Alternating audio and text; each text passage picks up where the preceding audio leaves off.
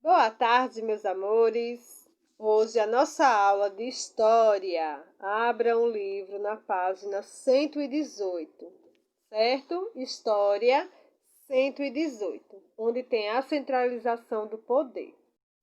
O conteúdo é um pouquinho extenso, então vamos prestar atenção para que vocês possam entender bem, tá bom? Vamos lá. Antes de pequenas aldeias virarem grandes cidades, a família tinha um papel fundamental nas comunidades. Em vários povos antigos, todas as grandes decisões que impactavam a vida da aldeia seriam debatidas em conselhos, formados por líderes das famílias mais influentes. Essa influência era decidida pela posse de terras e pelos membros da família. Então, antes das pequenas aldeias virarem grandes cidades, a família tinha um papel fundamental nas comunidades, né? Em vários povos antigos, o que eles faziam? Todas as grandes decisões que impactavam a vida deles lá da aldeia eram debatidas em conselhos formados por líderes, das famílias. Então, cada família tinha o seu líder. Então, ali se reuniam aqueles líderes para debaterem, certo? Com o crescimento populacional e a necessidade de expansão das aldeias, ocorreram choques de interesse entre as comunidades, que começaram a disputar entre si terras e recursos naturais, muitas vezes de forma violenta. Então, com esse crescimento, populacional e a necessidade, da aldeia crescer, da expansão das aldeias, começaram a ocorrer esses choques de interesses, Eles começavam como se fosse um confronto entre eles para disputar, as terras. E acabavam que muitas desses choques, dessas coisas, eram violentas, de forma violenta. Os chefes de família que lideravam e, consequentemente, venciam as disputas entre aldeias ganhavam prestígio dentro e fora da sua comunidade. De forma que, com o tempo, esses chefes vencedores controlavam, além das suas aldeias vizinhas, se tornando então centralizadores do poder local. Então, além, esses chefes lá que ganhavam a disputa, vamos dizer assim, que venciam as disputas, entre as aldeias, eles ganhavam prestígio. Então, além deles liderarem a sua aldeia, eles passavam também a liderar aldeias vizinhas, E assim, então, tinha o nome de centralizadores do poder local. Os reis não só coordenavam soldados, eles tinham também influência política e autócrata, poder absoluto e independente. Isso foi ficando cada vez mais difícil para um único líder coordenar sozinho, de forma que, aos poucos, os chefes das aldeias foram delegando funções a outras pessoas de sua confiança, muitas vezes parentes próximos ou amigos da sua família. Essa organização de poder e influência dentro das comunidades deu-se o nome de Estado. Então, eles coordenavam e já tinham influência política ali e tudo. Então, isso foi ficando cada vez mais difícil para uma única pessoa comandar, um único líder sozinho, coordenar sozinho. Então, eles foram delegando funções às pessoas de confiança, certo? E aí, o nome se deu-se, de Estado, certo? A religião e o poder. Desde muito tempo, os seres humanos desenvolveram formas de dar sentido ao desconhecido. Atribuíam aos deuses eventos que não conseguiam explicar, como uma tempestade, o fogo e as nevascas. Com o desenvolver das comunidades, assim como os grupamentos humanos e suas ferramentas, as crenças foram ficando cada vez mais elaboradas. Os cultos às divindades se tornaram verdadeiras instituições religiosas, geridas pelos sacerdotes, que se mostravam como os mediadores entre os homens e os deuses. Com essa ligação ao divino, os sacerdotes gozavam de bastante influência dentro das comunidades. Também desse poder, na Europa medieval, os líderes das aldeias e reis procuravam estabelecer alianças com os sacerdotes locais, que legitimavam o poder dos reis, atestando que eles eram representantes da vontade dos deuses agindo na terra. Já no Egito e na Mesopotâmia, o rei também era o sacerdote. Então, aí, desde muito tempo, os seres humanos desenvolveram o quê? Muitas formas de dar sentido ao desconhecido, né? E eles atribuíam aos deuses, né? Eventos que não conseguiam explicar. Então, o que eles não conseguiam explicar, eles falavam que era obra dos deuses, certo? A escrita. Com a centralização do poder, os funcionários do Estado precisavam de formas para manter um controle forte sobre a quantidade de suprimentos da cidade. A circulação de mercadorias, os tributos a se coletar de aldeias vizinhas, os preços de itens de comércios e as medidas. Para atender a essa necessidade, criaram símbolos que iriam representar visualmente essas coisas. Além de sua quantidade, a longo prazo, esses sinais dariam origem à escrita e aos números. Nas primeiras sociedades que adotaram esses símbolos, poucos eram os que sabiam interpretá-los. Apenas funcionários do Estado, sacerdotes, próximos da liderança da comunidade e alguns reis. O resto da população ou não via necessidade ou não tinha direito a entender como tais símbolos funcionavam, ok? Então, foi assim que surgiu a escrita aí, né? Eles precisavam, né, criar símbolos para representar visualmente, que eles pudessem ver algo que representasse visualmente essas coisas, né? Além da quantidade, né? Eles tinham que elaborar algo que desse aí, que daria aqui a origem à escrita e aos números, certo? Formas de organização.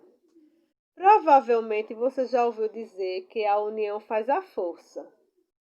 Essa ideia está presente em muitas ações das pessoas, porque elas se juntam para melhorar a comunidade onde vivem, lutar por seus direitos, exigir providências do governo para ter qualidade de vida e etc.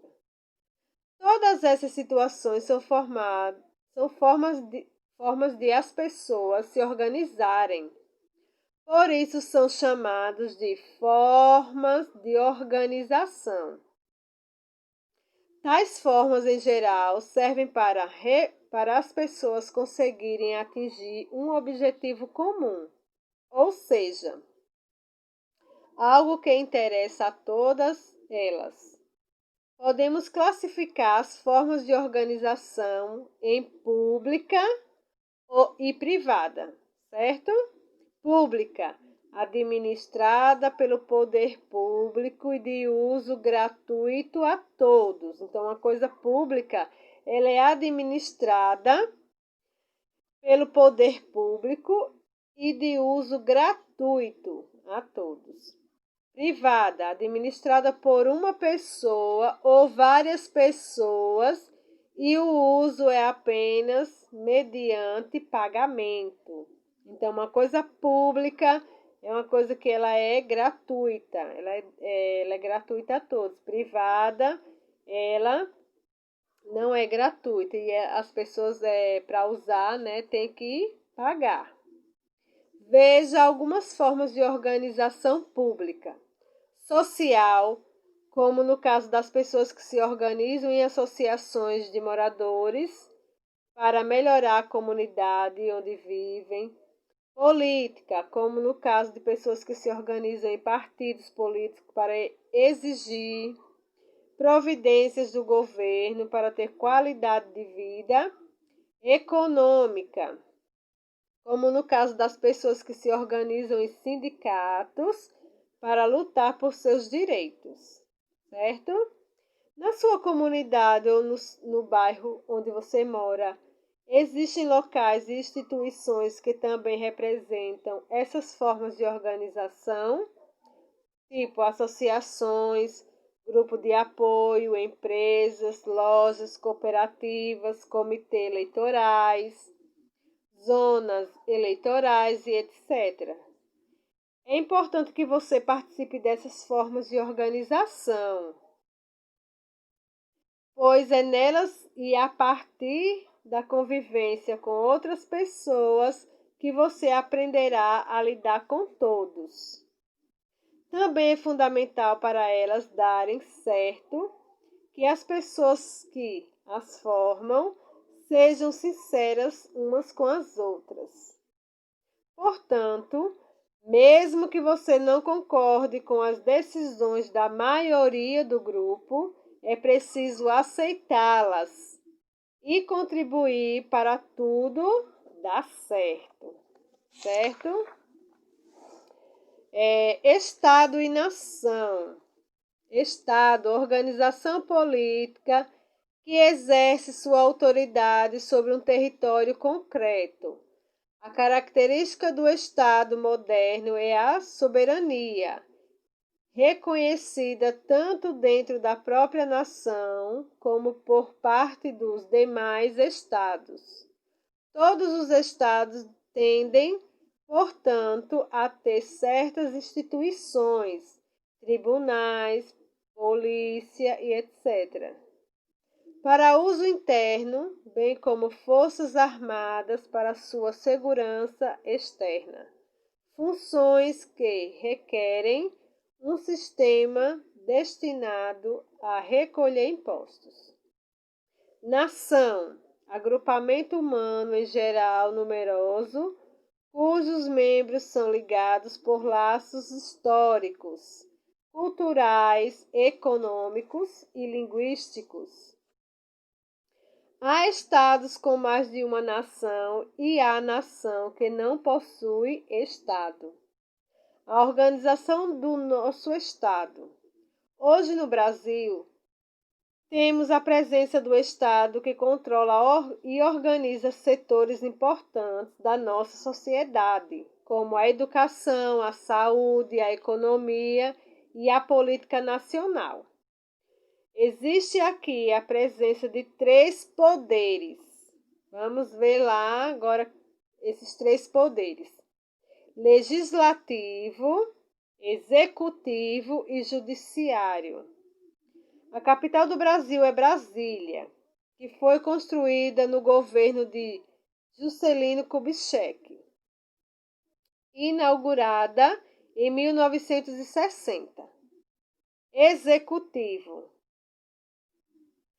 O poder executivo está representado na pessoa do presidente da República e no seu gabinete de ministros e secretários.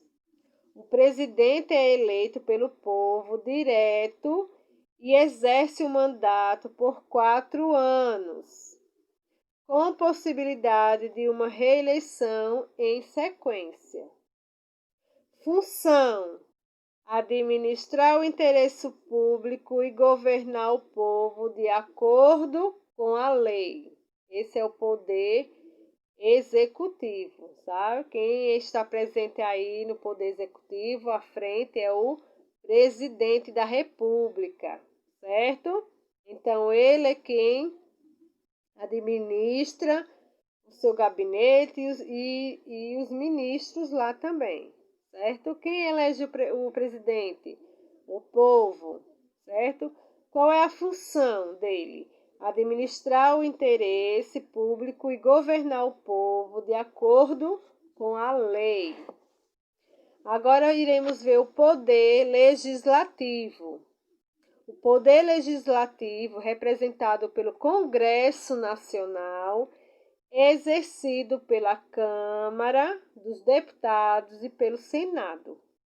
Cada estado da União é representado por 3 senadores da República, eleitos em votação majoritária, e as cadeiras da Câmara de Deputados são divididas de acordo com a população de cada estado, sendo os deputados eleitos por votação proporcional.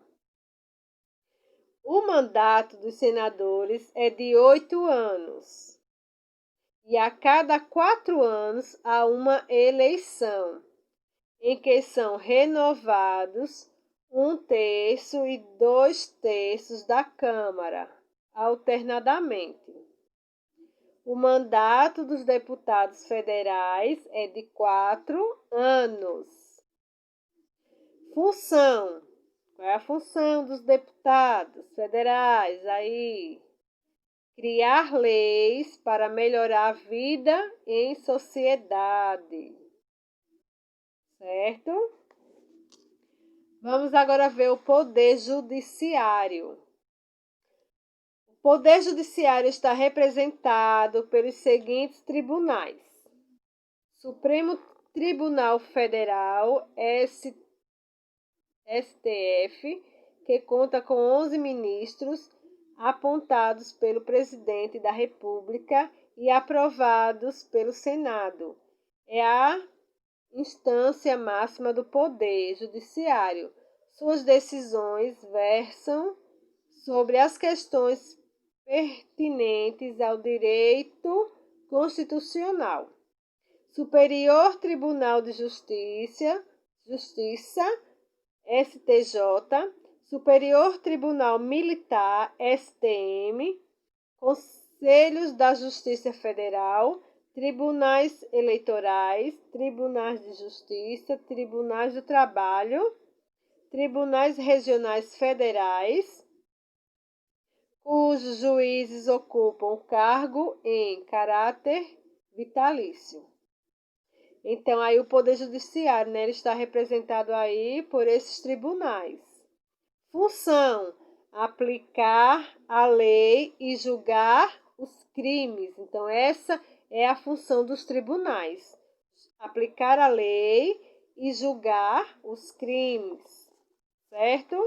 Então, nós vimos aí os 3 poderes: executivo, legislativo e judiciário. Então, cada poder desse tem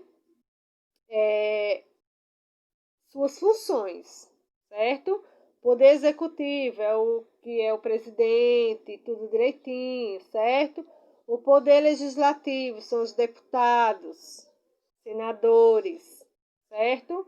E o poder judiciário são todos esses tribunais aí que a tia acabou de falar, que qual é a função dos tribunais? É aplicar a lei e julgar os crimes, certo? Agora vamos para a atividade. Questão 1. Procure no dicionário a palavra organização e defina. Vou procurar aí a definição da palavra organização. Questão 2. Escreva a resposta a cada uma das perguntas a seguir. Para que servem as formas de organização? Letra A. Letra B. Quais são as diversas formas de organização que existem? Letra C. Quais são as formas de organização que você conhece? Letra D. Você participa de alguma forma de organização? Questão 3. Marque um X. As formas de organização que você já viu na sua cidade. Comitês eleitorais, grupos de apoio, partidos políticos, lojas. Então, o que vocês conhecem, aí você já viu na cidade, vocês marcam X, certo? Questão 4. Diferencie Estado e nação. Vou colocar a diferença aí do Estado e da nação. Questão 5. Explique a importância do Estado. Questão 6. Na sua opinião, existiriam ou existem sociedades que não têm Estado? Justifique a resposta. Questão 7. Diferencie os três poderes. Executivo. Quem é responsável pelo poder executivo? Legislativo. Judiciário. Certo? Questão 8. Pesquise qual é o nome do atual e do primeiro presidente da República. Primeiro presidente do Brasil, quem foi? O atual presidente do Brasil, quem é? Questão 9. Quais são os três poderes existentes no Brasil? Lembra que a tia acabou de falar os três poderes. Questão 10. Marque a alternativa correta. O poder executivo está representado pela Câmara e pelo Senado. O poder legislativo é representado pelos tribunais de justiça.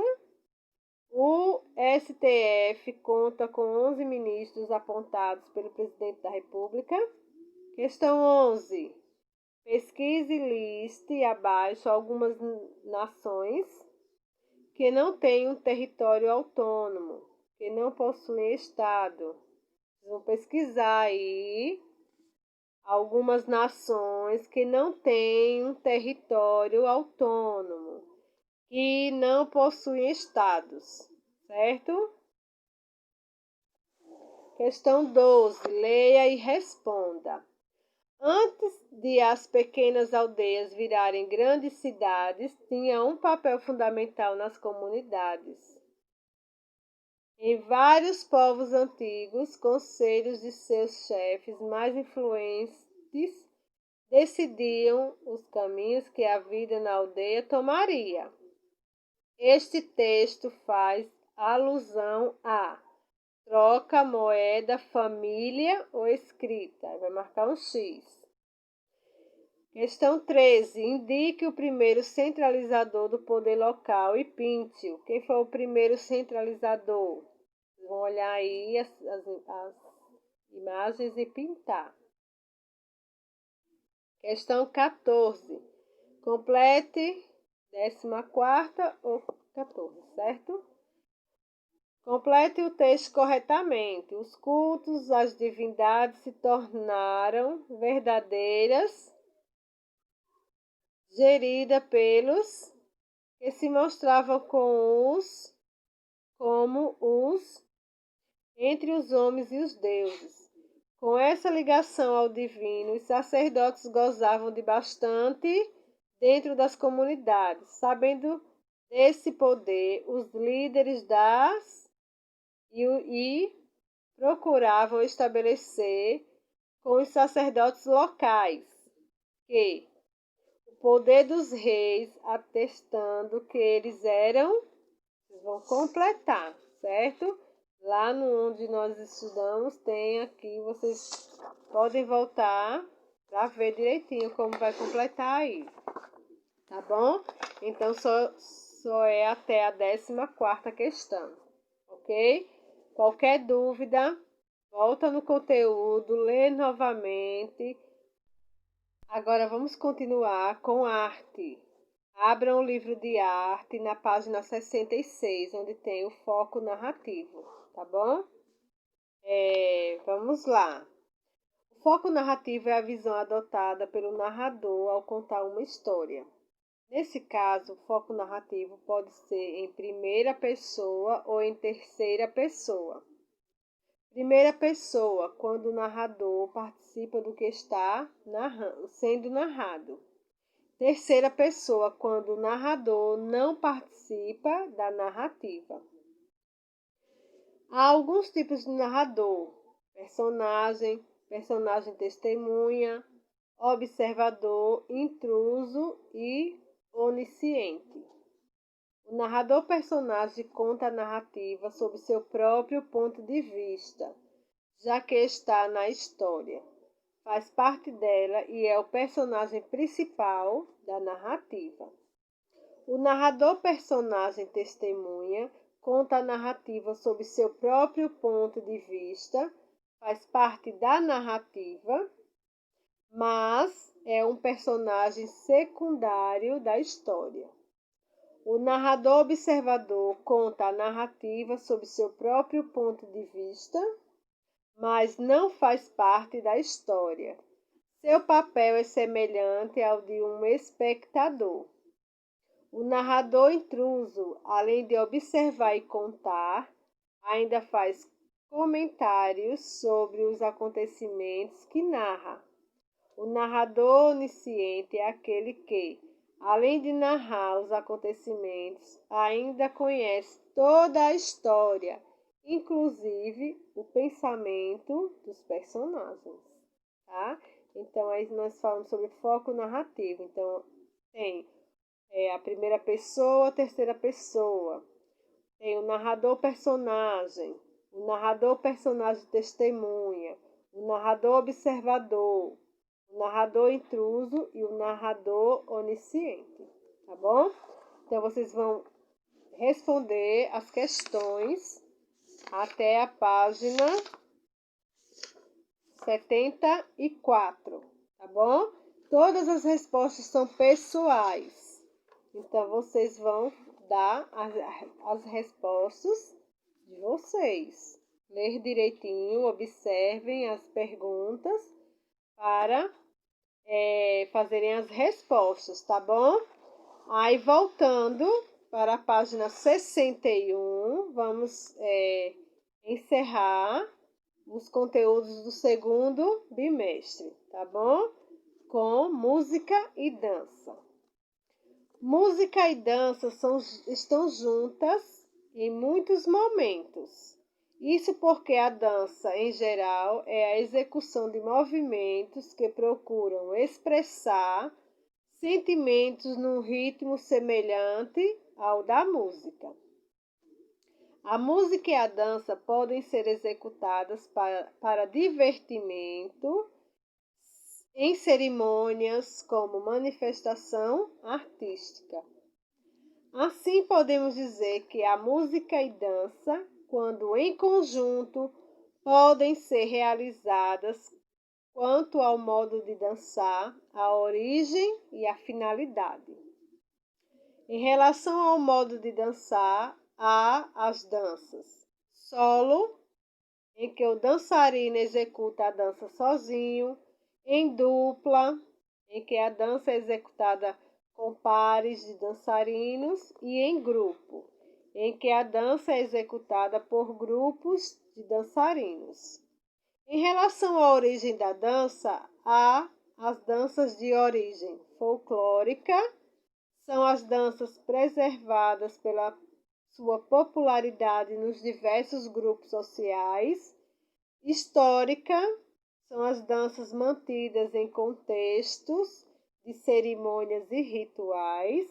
E étnica, são as danças conservadas por um grupo étnico ou numa determinada área geográfica. Em relação à finalidade da dança, há as danças com características cênicas ou performáticas, são danças que representam ou expressam sentimentos ou situações. Sociais são danças executadas em busca da interação num grupo de pessoas. Religiosas são danças executadas como forma de expressar religião. E coreografadas são danças cujos movimentos e passos foram ensaiados para compor a dança e executados em movimentos de